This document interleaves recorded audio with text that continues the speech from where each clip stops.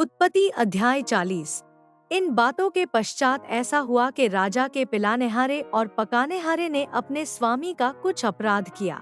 तब फिरौन ने अपने उन दोनों हाकिमों पर अर्थात पिलानेहारों के प्रधान और पकानेहारों के प्रधान पर क्रोधित होकर उन्हें कैद करा के जल्लादों के प्रधान के घर के उसी बंदी गृह में जहाँ यूसुफ बंद हुआ था डलवा दिया।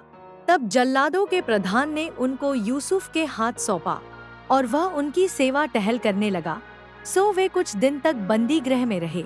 और मिस्र के राजा का पिलानेहारा और पकानेहारा जो बंदी गृह में बंद थे, उन दोनों ने एक ही रात में अपने होनहार के अनुसार स्वप्न देखा।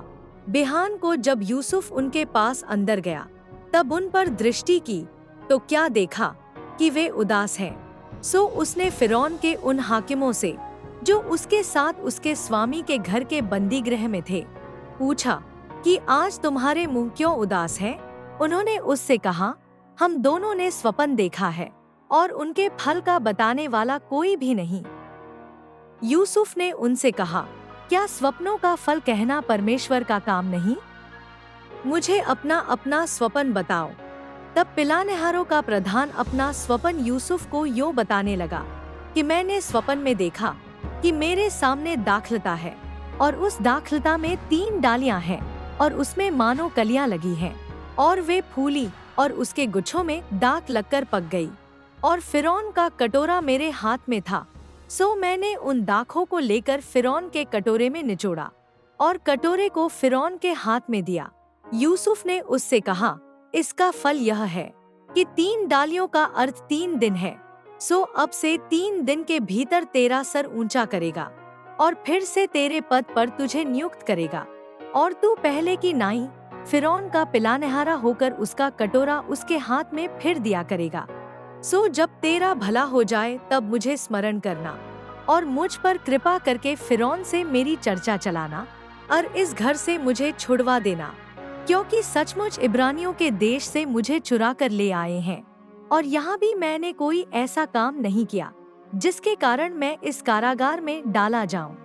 यह देखकर कि उसके स्वप्न का फल अच्छा निकला, पकानेहारों के प्रधान ने यूसुफ से कहा, मैंने भी स्वप्न देखा है।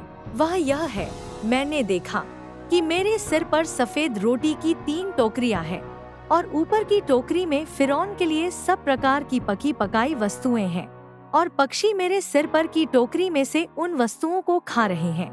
यूसुफ ने कहा, इसका फल यह है, 3 टोकरियों का अर्थ 3 दिन है।